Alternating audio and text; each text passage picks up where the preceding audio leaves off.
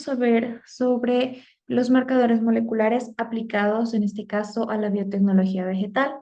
Vamos a dividir la clase en dos partes. La primera, lo que son las técnicas asociadas a la reacción de cadena de polimerasa, y las siguientes clases, lo que es los marcadores moleculares y las ómicas en la biotecnología vegetal. En este caso, pues vamos a ver las técnicas asociadas y un poco de información semejante. La información base es del artículo científico Polymerase Chain Reaction, en este caso del 2025.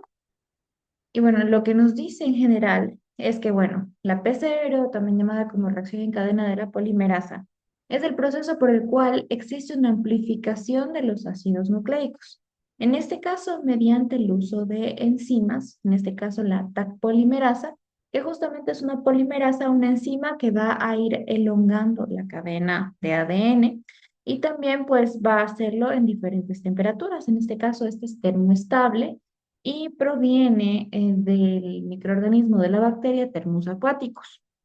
Es ahí, como yo decía, nos ayuda a sintetizar el ADN en diferentes pasos. Como nosotros sabemos, un paso básico de la PCR es la desnaturalización, o sea que a temperaturas altas la doble cadena de ADN se separa entre sí, quita, se rompen estos puentes de hidrógeno y hace que justamente estas cadenas se separen. Luego hay una hibridación donde los cebadores o primers se unen en tanto el extremo 3' como 5' para poder elongar la cadena finalmente. La elongación justamente es la unión de estos DNTPs más esta TAC polimerasa para que la cadena sea, bueno, se sintetice y sea nueva, ¿no?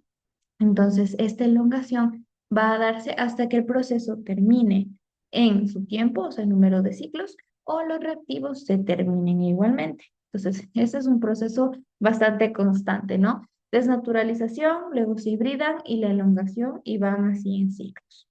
De manera histórica, pues fue desarrollado por el científico Kerry Mullis y pues con colaboradores en el año de 1985 y desde esos años hasta la actualidad pues ha tenido variantes, se ha actualizado y ha avanzado mucho en este tipo de técnicas y de aplicaciones. Como tal, el procedimiento de esta PCR es, bueno, como antecedentes, pues es la extracción de una muestra de material genético, ya sea ADN, ARN. Hay diferentes metodologías de extracción. Por ejemplo, tenemos algunas químicas como la de Doyle-Doyle, que es justamente de fenilcloroformo. Tenemos también físicas, como el uso de perlas magnéticas, como el uso de diferentes estructuras de sílice u otros. Y pues justamente eso nos va a ayudar a obtener ese material genético base para luego hacer un proceso de amplificado, donde pues nosotros necesitamos la muestra que vamos a amplificar con diferentes componentes, en este caso como una master mix. La master mix es justamente esta mezcla inicial que tiene todos los componentes básicos para amplificar este material genético previo. Entre ellos tenemos primers o cebadores, generalmente son secuencias de entre 20, 30, máximo 40 pares de bases, que generalmente, bueno, son seleccionadas específicamente para un proceso, para amplificar una región específica, tienen una temperatura de melting, contenidos de guaninas, citocinas y otros, que lo hacen característico e idóneo para una muestra. También tenemos los nucleótidos, en este caso los DNTPs.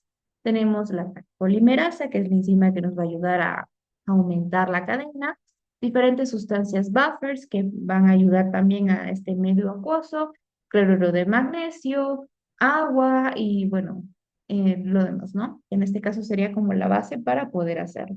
Y finalmente, pues tenemos esta amplificación en un termociclador. El termociclador justamente es este equipo que nos ayuda a dar temperaturas, tiempos y número de ciclos para que esta amplificación sea satisfactoria. En este caso, nosotros decimos que la amplificación se puede dar con una fórmula de 2 elevado a la n. ¿Qué quiere decir esto? Que justamente van a ver este número de cadenas de acuerdo al número de ciclos. Por ejemplo, si tenemos un solo ciclo, van a ser 2 cadenas.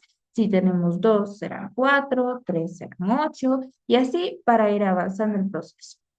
Como habíamos dicho, en este caso nosotros tenemos aquí los componentes, tenemos la muestra, primers observadores, nucleótidos, la polimerasa, los buffers y en este caso pues los tubos de PCR, que son tubos pues justamente adecuados para la cantidad de microlitros. Hablamos de 20 a 50 microlitros para que vaya aumentando el proceso.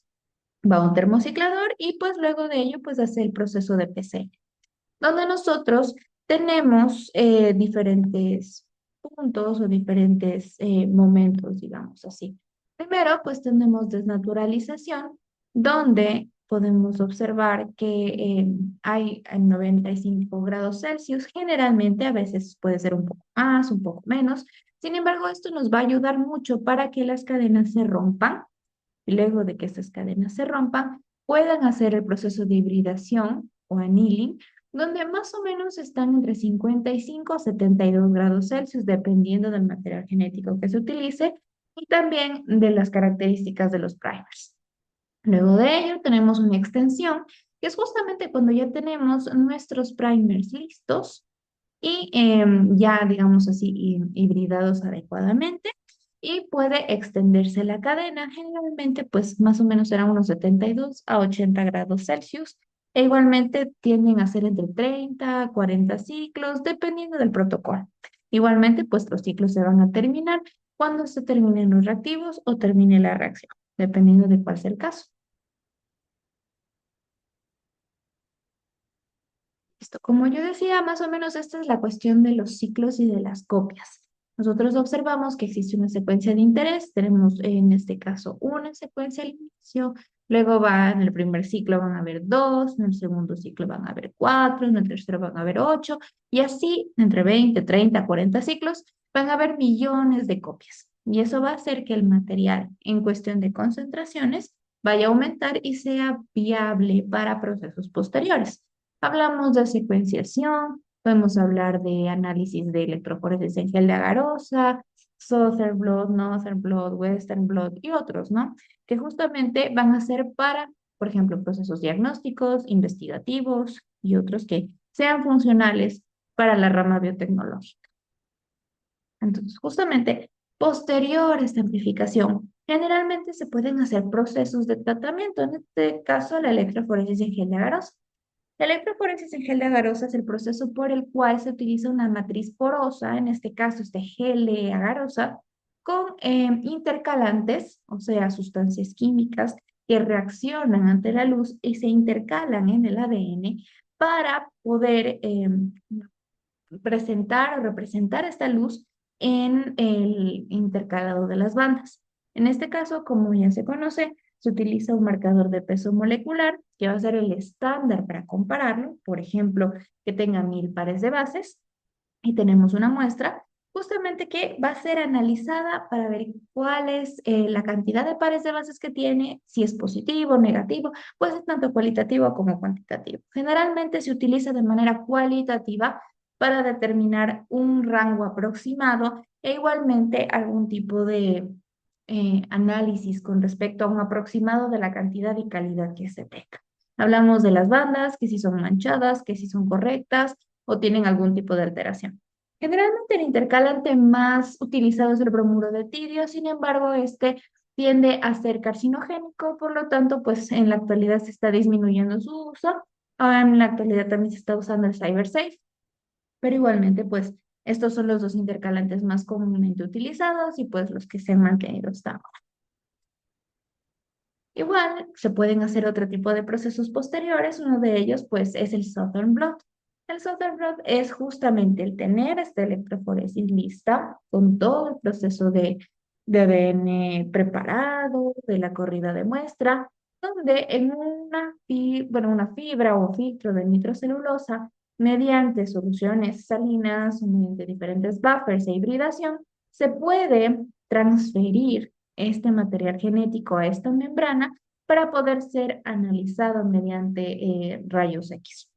Con eso se puede plasmar estas bandas, se pueden analizar mucho mejor que en un gel y así podemos tener análisis posteriores que puedan perdurar más que con en este caso, una matriz de agarosa que puede pues dañarse, deteriorarse con el tiempo.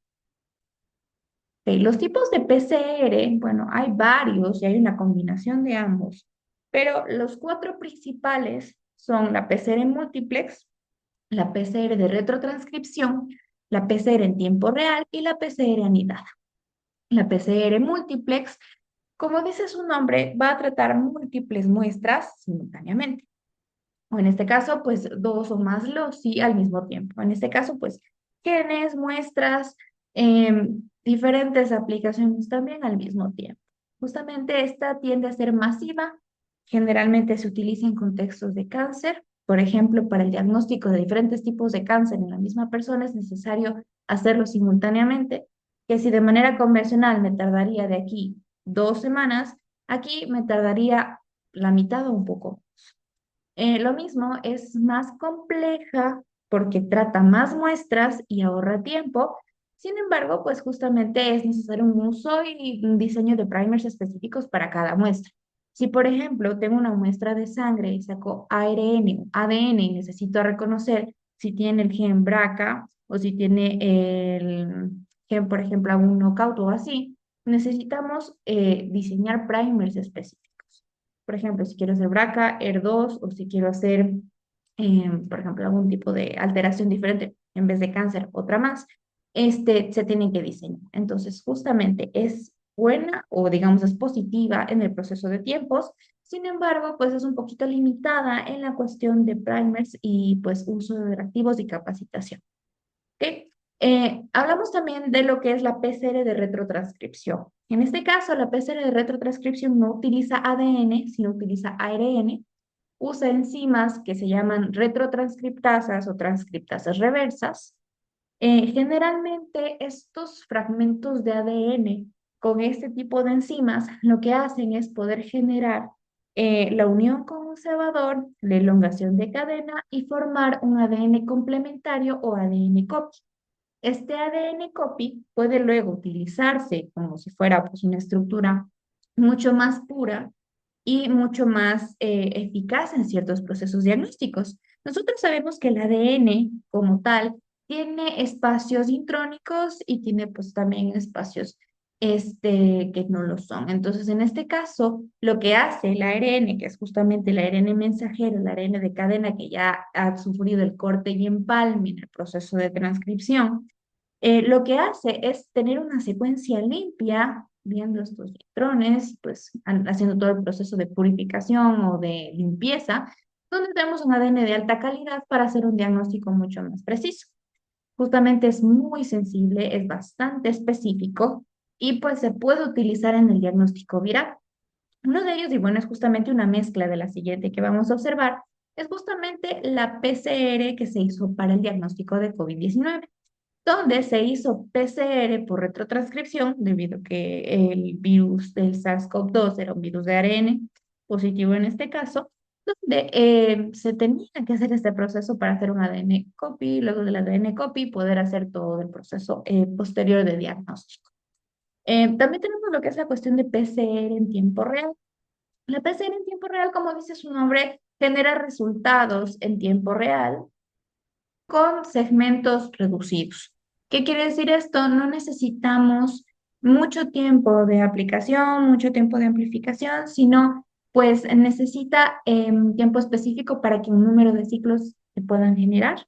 Hablamos de que por eso se utilizó mucho en COVID, porque necesitábamos, aparte de calidad, procesar en cantidad y con un tiempo reducido para poder determinar qué paciente era positivo o negativo.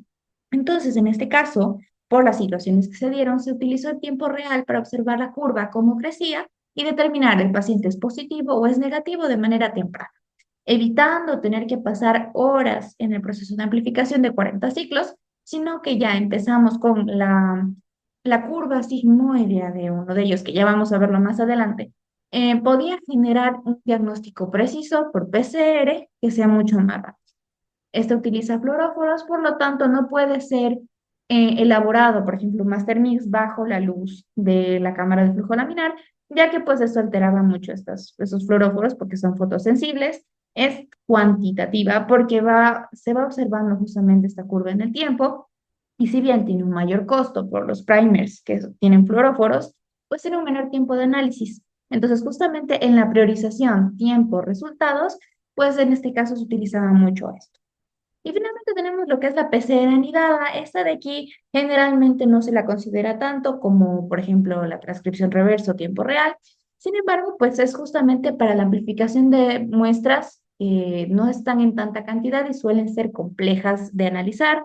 Esta tiene dos etapas. La primera, pues que tiene cebadores externos que limitan la muestra para que, por ejemplo, la muestra de un segmento grande puede ser más pequeña de analizar. Y finalmente hacer una segunda ronda con cebadores específicos de una región particular para que así puedan estar completamente seguros de que hay presencia o ausencia de un gen y pues justamente de sus características. Un ejemplo, como yo les decía, es el diagnóstico de RT-PCR, o sea, PCR de retrotranscripción en tiempo real de COVID. En este caso, pues de manera bastante general, se toma un hisopado nasofaringeo, o sea, de la nariz y de la zona de la faringe, de la zona bucal, donde se recolectaba, en este caso la muestra, se enviaba en un tubo con medios de recolección universal. Este de aquí, pues se hacía el proceso de extracción de ARN, generalmente con kits, donde se tenía extracción por pelas magnéticas, extracción por columna u otros, pero bueno, se obtenía el ARN, se hacía el proceso de purificación del ARN y se hacía esta PCR en tiempo real. Se unían estos fluoróforos, master mix y la muestra para poder analizarla directamente en el equipo, digamos así. Entre ellos, pues lo que se hacía es ir analizando todas las muestras con los componentes que sostenía. Y como vemos al final en el número 5 los resultados, donde pasando cierto número de ciclos, se podía observar cómo ésta iba creciendo. Si supera esta barrera del threshold, que en este caso es como la barrera máxima a superar si es positivo o negativo, pues se podía observar un diagnóstico. Eso se hacía justamente en tiempos de pandemia, en tiempos de COVID, cuando había una cantidad enorme de pacientes y no se podía procesar todo de una manera tan rápida. Entonces, se observan que a los 40 ciclos si es justamente la línea azul o negativa, pues está bajo este nivel como máximo que puede tener. Y si es positivo, pues tiene una curva en forma de S, curva sigmoidea, pues en este caso genera como esta razón de ser positiva. Es consistente, va en el número de ciclos, es positiva y pues el paciente pues tenía COVID. Listo. Las aplicaciones de esta PCR en la biotecnología vegetal, como habíamos visto, no solo es en el proceso diagnóstico humano, sino también en el diagnóstico vegetal, por ejemplo, presencia, ausencia de diferentes organismos, microorganismos patógenos, hablamos de, por ejemplo, el virus del mosaico del tabaco, o también podemos observar en la actualidad que es la presencia o ausencia de ciertas bacterias, de ciertas especies que pues tienen esta acción de dañar los cultivos. También tenemos la identificación de diferentes variedades no solo para patógenos, sino también para especies. Por ejemplo, si nosotros tenemos una especie de cacao que produce un mejor, por ejemplo, una mejor mazorca que tenga mayor sabor, mejor olor, mayor cantidad de grasas o así, se puede reconocer que sea genuino, que sea adecuado y que ésta pueda preservarse para más adelante. Sí, pues, también poder mejorar la calidad igualmente ya sea mediante hibridación o mediante mejoramiento genético o así, ¿no? También tenemos el monitoreo de procesos, donde se hace este análisis en tiempo real de los patógenos y cómo se va desarrollando la planta. Por ejemplo, si lo queremos hacer para mejoramiento vegetal con Agrobacterium tumefaciens, por ejemplo, que es una bacteria que genera estos tumores en las raíces de las plantas, ver cómo esta planta está respondiendo a eso. Cómo, si por algún motivo una planta está enferma, cómo está reaccionando su genoma, su ADN ante los cambios ambientales, que es justamente esta epigenética que se observa en el proceso. Y finalmente, pues tenemos los marcadores moleculares, que es justamente estos marcadores o secciones de ADN que vamos a ver más adelante, que nos ayudan a identificar ciertas características deseables o ciertas características que no deseamos y que queremos eliminar, como la variación, la resistencia y todo lo demás, para que se puedan utilizar en diferentes campos. Entonces hay un montón de aplicaciones que nosotros observamos que podemos irlos viendo poco a poco.